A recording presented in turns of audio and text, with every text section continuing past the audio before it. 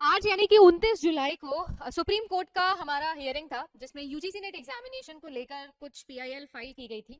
और PIL file करने वाले एडवोकेट का ये कहना था कि जब सीबीआई की रिपोर्ट आई और सीबीआई ने ये बोला कि किसी तरीके से कोई भी पेपर लीक नहीं आया है, कोई एविडेंस उनको नहीं मिला है, तो फाइनली उन्होंने ये बोला कि स्टूडेंट्स की जो ये डिमांड है कि उन्हें उनका रिजल्ट दे दिया जाए और ये कैंसिल द एग्जामिनेशन को कैंसिल किया जाए, या बेसिकली उन्होंने आसान भाषा में मैं कहूँ तो बोला कि जो भी आपके री एग्जामिनेशन प्रोसेस है उस पर स्टे लगा दीजिए, कोई भी डिसीजन मत अभी लीजिए, जब तक सीबीआई का पूरा वर्डिक्ट नहीं आ जाता है तब तक जो है किसी भी तरीके का डिसीजन मत लीजिए।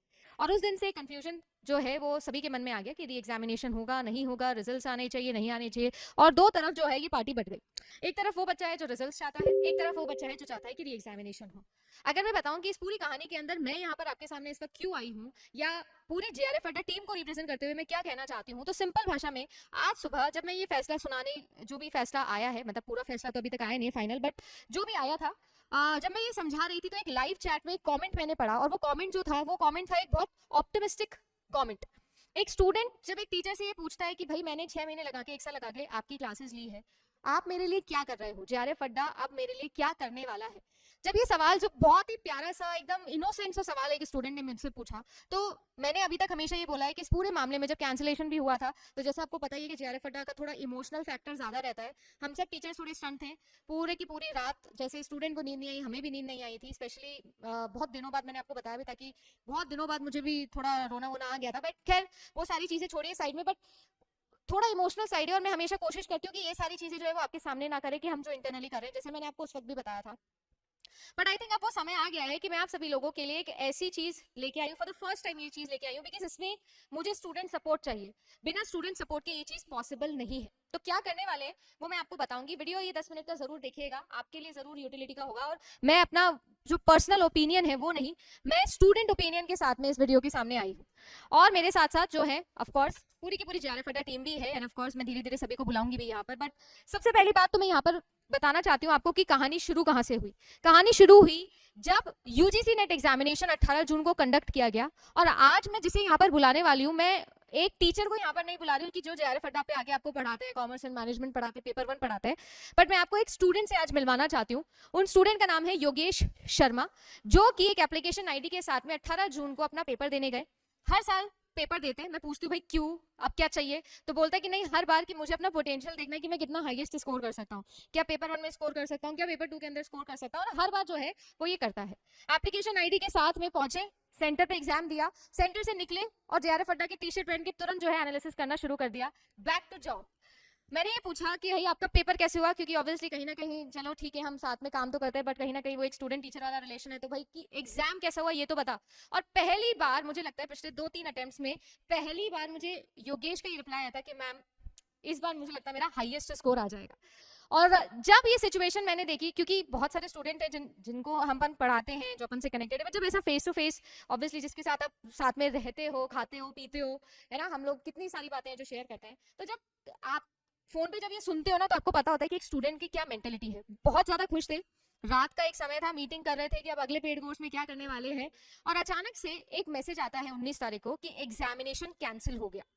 इस एग्जामिनेशन के कैंसिल होने की खबर आती है, और खबर जो है वो एनटीए की साइड से आई, ठीक है। और फिर 28 जून को एक न्यूज आई कि ये जो एग्जामिनेशन है ये दोबारा कंडक्ट करवाया जाएगा, और कंडक्ट करने की पूरी पूरी डेट दी गई 21 अगस्त, यानी पूरे 2 महीने इसमें लगा दिए गए। तो 21 अगस्त से 4 सितंबर तक ये पेपर होगा। 28 जून को एग्जाम की डेट आई, और बोला गया कि जो ऑफलाइन पेपर हुआ था इसकी जगह ऑनलाइन पेपर अभी हम कंडक्ट करवाएंगे। ठीक है जी, ये भी समझ में आ गया। अब बात आती है कि इस पूरी चीज में बोला गया कि सीबीआई जो है वो अपनी जांच करेगा।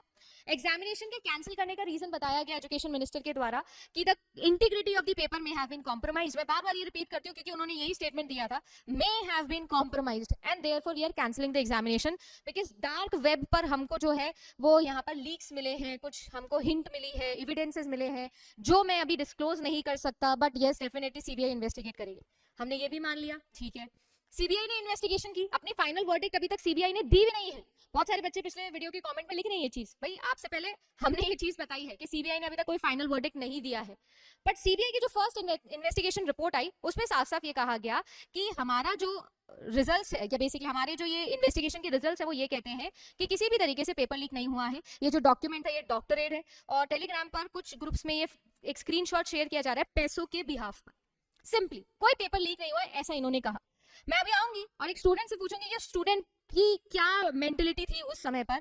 उससे पहले ये जरूर बता दूं कि जब ये एग्जामिनेशन कैंसिल किया गया, 317 सिटीज के अंदर एग्जाम हुआ था। एक स्टूडेंट पिछले 6 महीने की अपनी स्ट्रगल लेके 2 जॉब्स 3 जॉब्स साथ में करते हुए, पढ़ाई करते हुए, फाइनेंशियली सब चीजें लूज करते हुए पहुंचा। तो एज अ स्टूडेंट आप आज बात करेंगे, एज अ स्टूडेंट क्या फील हुआ था? जैसा कि मैम ने बता ही दिया है कि पिछले 6 महीने से तैयारी चल रही थी, 2 से 3 जॉब जो है एक साथ करते हुए और टाइम निकालते हुए। जैसे ये नहीं था कि मुझे एक सीट जो है लेनी है, बट खुद को एक चेक करना था कि यार मैं मेरा लेवल कितना चेक कर सकता हूँ। और मैम ने जैसे बताया कि उस टाइम पे ऐसा लगा था कि जब मैं एग्जामिनेशन सेंटर पे से मैं बाहर आया तो उस टाइम पे बहुत अच्छा एक पॉजिटिव वे था कि इस बार का तो जो एग्जाम है सबसे बेस्ट अभी तक का मेरा हुआ है, और चीज़ें जो है कहीं ना कहीं पॉजिटिव वे में जाएंगी, और उसके बाद जो है एनालिसिस किया और वो सारी चीज़ें आप सभी के सामने है। पर जब एकदम से जब मैं मेरे मार्क्स मैम जो मैं काउंट कर रहा था रात को 9:30-10 बजे अराउंड की बात है, तब मुझे एकदम से मोबाइल में नोटिफिकेशन देखने को मिलता है कि एग्जामिनेशन कैंसिल हो गया है। उस टाइम पे मैम अपने आप को संभालना एक बहुत वो था। चलो ठीक है, मेरा तो पहले हुआ था और वो चीज़ है। अगर एक पर्सनल स्टूडेंट की बात करें जो फर्स्ट टाइम या सेकंड टाइम अपीयर हो रहा था एग्जाम में, जिसका नेट नहीं हुआ था, उसको भी मैं कनेक्ट करके देख पा रहा था कि ऑफकोर्स दूसरे दिन सब यही काम कर रहे होते हैं, अपने मार्क्स वगैरह चेक कर रहे होते हैं, आंसर की मिला रहे होते हैं, और फिर चीज़ें जो है कहीं ना कहीं नेगेटिव वे में हो जाती है। पूरा जो माइंड है वो एकदम से स्टक हो गया, काम करना बिल्कुल बंद कर दिया कि क्या अब नेक्स्ट होगा। और फिर कहानी में जैसा कि आप सभी को पता है नए नए मोड आते रहे। मैम 18 जून को एग्जाम हुआ था, 19 जून को पेपर कैंसिल हुआ, और आज 29 जुलाई है, अप्रॉक्स 1.5 महीना हो गया है। एक स्टूडेंट के पॉइंट ऑफ व्यू से बताऊं कि मुझे नहीं पता है कि मुझे क्या करना है। मेरे लिए कल का दिन कहीं कौन सी नई कहानी लेके आता है वो भी मुझे नहीं पता है। कल कौन सा ये कहीं और कुछ नया हमारे पास आता है ये नहीं पता है। मैंने तैयारी जारफ अड्डा से की है मैम, पहले भी मैं जारफ अड्डा पे ही पढ़ा रहा हूँ। तो जारफ अड्डा मेरे लिए क्या कर रहा है, क्योंकि स्टूडेंट के पॉइंट ऑफ व्यू से मैं सोचूं, क्योंकि ऑफ कोर्स मैं मेरे टीचर के पास ही जाऊंगा कि मुझे अब नहीं समझ में आ रहा है, मुझे थोड़ा सा गाइडेंस की अब जो है ज़रूरत है। तो जारफ अड्डा मैम कुछ कर रहा है मेरे जैसे स्टूडेंट के लिए जो अभी उनको अपनी कुछ भी नहीं पता है कि आगे का क्या सिनेरियो। Please ma'am. बिल्कुल, जैसे कि मैंने आपको बोला, आज एज अ टीचर नहीं, आज as a student Yogesh sir आए हैं, और वो इसीलिए कि योगेश सर के साथ मैं वीडियो बना रही हूँ क्योंकि उन्होंने जब ये एग्जामिनेशन दिया था तो उन्होंने सारी चीज़ें फेस करी। भले ही पहले आपका एग्जाम क्लियर हुआ हो या ना हुआ हो, जब आप कोई एग्जाम दे के आते, कोई भी काम आप जब करते हो तो आप उससे रिजल्ट्स एक्सपेक्ट करते हो, ये ह्यूमन बिहेवियर है ना। और हर एक स्टूडेंट वो कर रहा था। आज 29 जुलाई थी, जैसे इसने बोला कि कोई क्लैरिटी नहीं है, किसी को भी क्लैरिटी नहीं है। हर एक स्टूडेंट के लिए एक पॉजिटिव माइंडसेट होना बहुत जरूरी है। पढ़ाई भी एक शांत मन से ही की जाती है, सारे अच्छे काम शांत मन से ही किए जा सकते हैं, तो पढ़ाई के लिए भी शांत मन चाहिए था। अब हुआ ये कि सुप्रीम कोर्ट में आज हियरिंग हुई। उस हियरिंग के अंदर एक पीआईएल फाइल हुई थी, जैसे मैंने आपको वीडियो की स्टार्टिंग में भी बताया। पॉइंट पे आते हैं कि जेआरएफ अड्डा आपके लिए क्या कर रहा है। तो कर ये रहा है कि मुझे पता है कि किसी भी एक रैंडम नंबर पे बच्चे का ट्रस्ट करना जितना मुश्किल होता है, उतना ही आसान होता है उसके लिए उस लोग पे ट्रस्ट करना जिसके साथ में वो पिछले 2 साल से जुड़ा हुआ है। तो जैसे कि योगेश सर ने बोला कि मैंने यहाँ से तैयारी करी थी और ये फॉर्म मेरे लिए क्या कर रहा है, क्या हम सिर्फ यूट्यूब पे आके वीडियोस बनाएंगे, क्या हम सिर्फ यही बातें करेंगे? तो मैंने कहा था पहले भी, हम चाहे बताऊं या नहीं बताऊं, इंटरनली बहुत सारी चीजें होती है, और इस बार भी मैं आपके सामने फाइनली पब्लिकली ये चीज लेके आई हूँ कि इस बार जो ये पीआईएल है, इस पीआईएल में उन्होंने एक ऐसी चीज मांगी है जो मेरे पास में और हमारे पास में बहुत ज्यादा है, वो है स्टूडेंट सपोर्ट। अगर जेन्युइनली स्टूडेंट चाहता है कि उसके फेवर में रिजल्ट्स आए तो उसे इस बार आवाज उठानी पड़ेगी। जैसे कि नीट के बच्चों ने उठाई थी, बट शायद वहां पर जो है अभी तक वो सही डिसीजन हुआ है नहीं हुआ है, वो उस बीच पैमाने पे अभी चल रही है बात। बट हाँ, ये मैं जरूर बोल सकती हूँ कि शायद उस गलती से हम ये सीख सकते हैं कि इस बार हमें जो कदम रखने हैं वो फूक फूक के रखने हैं, और बिल्कुल सही दिशा में रखने हैं, सही तरीके से रखने हैं, और वो यूनिटी हम लोगों को दिखाने की जरूरत है। उस यूनिटी के साथ में जेआरएफ अड्डा इस बार जाएगा दिल्ली और सुप्रीम कोर्ट के अंदर ये पीआईएल फाइल करेगा। इस पीआईएल को फाइल करने के लिए अभी अभी जैसे मेरी लॉयर से बात हुई है, अगर हाई कोर्ट के अंदर मुझे जाके पीआईएल फाइल करनी हो तो मुझे 2 से 3 स्टूडेंट्स भी चलेंगे, जो कि ऑब्वियसली मेरे पास में हो जाएंगे, ऑफलाइन के ले जाएंगे अपन किसी को।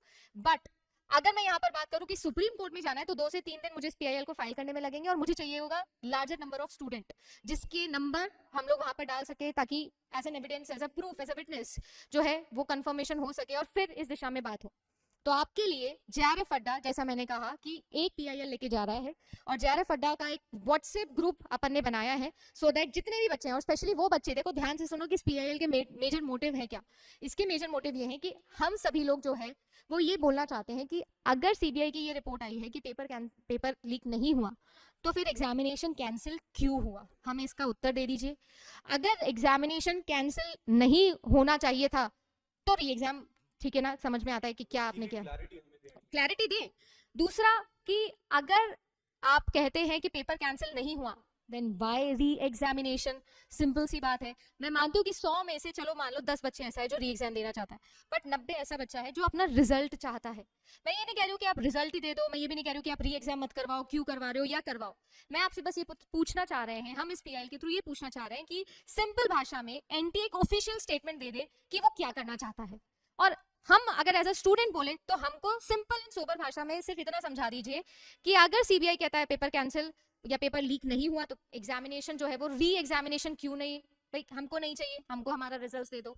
या अगर आप कहते हो कि सीबीआई का भी फाइनल वर्डिक्ट आना है तो बाकी सारी चीजों को रोक दो जो कि उज्जवल गौर जी बोल रहे हैं, तो वो भी बात सही है। तो हमें सिर्फ क्लैरिफिकेशन चाहिए, और जैसे एक स्टूडेंट बोलता है ना कि भाई व्हाट्स नेक्स्ट, तो मैं आपसे वही पूछना चाह रही हूँ कि एनटीए ऑफिशियली ये बता दे व्हाट्स नेक्स्ट, मिनिस्ट्री अपनी तरफ से ये बता दे व्हाट्स नेक्स्ट। एंड जैसे कि सीजीआई सर ने आज बोला कि कोई भी एडवोकेट ये क्यों बोल रहा है, वेयर आर दोज जो एक्चुअली में अफेक्टेड है, जो आप और मैं, लेट देम टॉक। बिल्कुल, तो वो भाई आपकी आवाज है, तो वो आवाज जो है वो तब तक वहां नहीं पहुंचेगी जब तक कोई सोल्यूशन नहीं निकलेगा। सिंपल सी बात है, पीआईएल में क्या करने वाले वो मैंने आपको बता दिया, क्या क्या ऑफिशियल डॉक्यूमेंट्स उसमें लगेंगे, जैसे व्हाट्सएप ग्रुप कमेंट सेक्शन में और डिस्क्रिप्शन में मैं पिन करवा दे रही हूँ। सभी एजुकेटर्स जो है वो आपके लिए पिन कर देंगे, अपने टेलीग्राम पे शेयर कर देंगे, आप उस व्हाट्सएप ग्रुप को ज्वाइन कर लो। टेलीग्राम इसलिए नहीं बनाए क्योंकि आपको पता है टेलीग्राम और भी बहुत सारे XYZ रीजंस होते हैं। सिंपल बात है, बस वही बच्चे ग्रुप ज्वाइन करें जिनको जेन्युइनली मैटर अफेक्ट कर रहा है ना। यहाँ पे कोई रैंडम कोई चीज कोई बात कुछ और नहीं करनी है, सिंपल एंड सोबर कि हमारा जो री एग्जामिनेशन है ये आप कंडक्ट करवा रहे हैं कि नहीं करवा रहे हैं वो सब छोड़िए। पहले आप ये बताइएगा कि अगर सीबीआई कहता है कोई पेपर लीक नहीं हुआ है,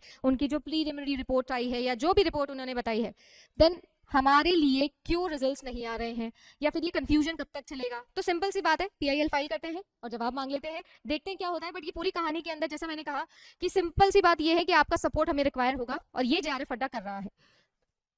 बिल्कुल मैम, इतनी सारी बातें आपने बता दी और ये बातें सुन के मुझे तो समझ में आता है कि बिल्कुल जो है मैं जेआरएफ अड्डा के साथ में, मैं जेआरएफ अड्डा के सपोर्ट में हूँ as a student, not a educator. और मुझे पता है कि मेरे हम उम्र के जितने भी हैं और जो जिन्होंने भी अपनी प्रिपरेशन के टाइम में अपना कुछ ना कुछ अपन सेक्रीफाइस करते हैं, मैंने मेरा किसी और चीज़ का सेक्रीफाइस किया, मैंने मेरा जॉब का सेक्रीफाइस किया, बहुत सारे XYZ हमारे रीजंस होते हैं, तो वो सेक्रीफाइस मेरा वेस्ट नहीं जाना चाहिए सबसे पहले। और जिन किसी को लगता है कि हम लोगों ने बहुत अच्छे से तैयारी करी थी, और मुझे बिल्कुल ऐसी आशा है आप सभी से कि आप सभी जो हैं अपने खुद के सब, आप अभी जेआरएफ अड्डा का सपोर्ट नहीं कर रहे हैं, फर्स्ट ऑफ ऑल आप सपोर्ट कर रहे हैं खुद का, आप सपोर्ट कर रहे हैं अपने भविष्य का, और आप सपोर्ट कर रहे हैं अपने वैल्यूएबल टाइम का। ये मैं और मैम जो है बोलना चाह रहे हैं। तो पिन जो है करवा दिया है, साथ में टेलीग्राम पे भी शेयर हो जाएगा, तो व्हाट्सएप ग्रुप में बिल्कुल होइए। और एक युवा शक्ति की जो ताकत है वो दिखाने का समय आ गया है, क्योंकि कब तक हमें जो ऑफिशियल्स हैं बेवकूफ़ बनाते रहेंगे और कब तक जो है हमारे भविष्य के साथ जो है खेलते रहेंगे। मैंने तो बिल्कुल गिव अप कर दिया है कि मैं वेट नहीं कर सकता कि भाई मैं नहीं कर पा रहा हूँ कि मैं आगे जाके क्या करूँ, कौन सा एग्जाम मुझे देना है, आगे के पूरे एग्जाम लाइंड अप है, इसका नहीं अगर पूरा रायता अगर सिमट रहा है तो मैं आगे क्या ही करूँगा। तो बस इतना ही है, क्या ना मैम? कंफ्यूजन वाले स्टेट पे हैं, जो कि अभी आई थिंक सबका पैनिक पॉइंट यही है कि दिसंबर वाला एग्जामिनेशन का क्या है ना। दूसरा एक चीज है जो बहुत सारे स्टूडेंट्स को अगर ऐसा लगता है कि इस पीआईएल के थ्रू ये स्टेटमेंट आने वाला है कि there is no paper leak और ये और वो, तो फिर वो सारी न्यूज़ेस का क्या। तो मैं आपको ये चीज भी बताना चाहती हूँ जरूर कि जेआरएफ अड्डा की तरफ से या हमारी तरफ से कोई भी ये स्टेटमेंट नहीं जा रहा है कि there is no paper leak. ठीक है, देखो धुआं वहीं उड़ता है जहां पर आग लगती है, कुछ ना कुछ होता है, चिंगारी होती है। तो मैं तो बस ये बोल रही हूँ कि जब सीबीआई ने ये इन्वेस्टिगेशन रिपोर्ट दी है तो फिर आप जो है वो ये सारा क्यों कर रहे हो, क्यों मतलब होता है ना कि ढकने के लिए और चीजें ढके जा रहे हो, वो लूप क्यों क्रिएट किए जा रहे हो। साफ साफ बता दीजिए, सीबीआई की फाइनल रिपोर्ट आने तक ये जो ऑफिशियल स्टेटमेंट है वो रिलीज कर दीजिए कि भाई रुक जाइए, कोई री एग्जाम या कोई रिजल्ट अभी तक हम नहीं दे रहे, सीबीआई को फाइनल अपना रिपोर्ट देने दो, या तो ये बोल दीजिए ताकि बच्चा मन लगा के तैयारी तो करे एटलीस्ट। और अगर ऐसा नहीं है, सीबीआई ने बोल दिया है जो इनकी ये वाली रिपोर्ट है वही फाइनल है, तो फिर सिंपली ये बोल दीजिए कि भाई रिजल्ट निकल जाए, क्योंकि जब कुछ लीक ही नहीं हुआ तो काई का कैंसिल, दोबारा लीजिए अपना ये डिसीजन। इसके अलावा भी जितने भी स्टूडेंट है जिनको ऐसा लगता है कि वो अपने आप की आवाज उठाना चाहते हैं, पिछले अभी वीडियो में बहुत बच्चों ने बोला कि मैम हमको रिजल्ट चाहिए, हमको ये है, वी आर विद यू। तो बेटा it's not with us, it's about you. ठीक है ना। तो जो भी होगा और जो भी खर्चा होगा या जो भी डॉक्यूमेंट्स लगेंगे, जैसे मैंने कहा ना, जो भी लॉयर लगेगा या जो भी लगेगा वो हम बियर करेंगे, उसका कोई टेंशन मत लो। आपका बस हमको वो चाहिए कि आप एज अ विटनेस हमारे साथ हो। ठीक है गाइस, चलिए जी। बिल्कुल मैम, एक यही बोलना चाहूँगा, अब जैसे दिसंबर वाले बच्चों के बारे में आपने बात की, जैसे पेड कोर्स अपना चल रहा है, तो उसमें उन बच्चों का भी सेम ही डाउट था मैम कि सर दिसंबर वाला हमारा एग्जाम जो है वो इफेक्ट होगा क्या? उनका भी सेम ही इशू है। मतलब पर हमको ये सब नहीं चाहिए यार, खत्म करो, मतलब फाइनल बताओ, क्योंकि कंफ्यूजन में कब तक बच्चे पढ़े ही नहीं क्या।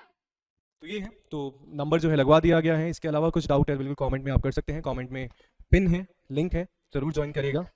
और बिल्कुल इस बार चल रहे हैं दिल्ली। Bye bye.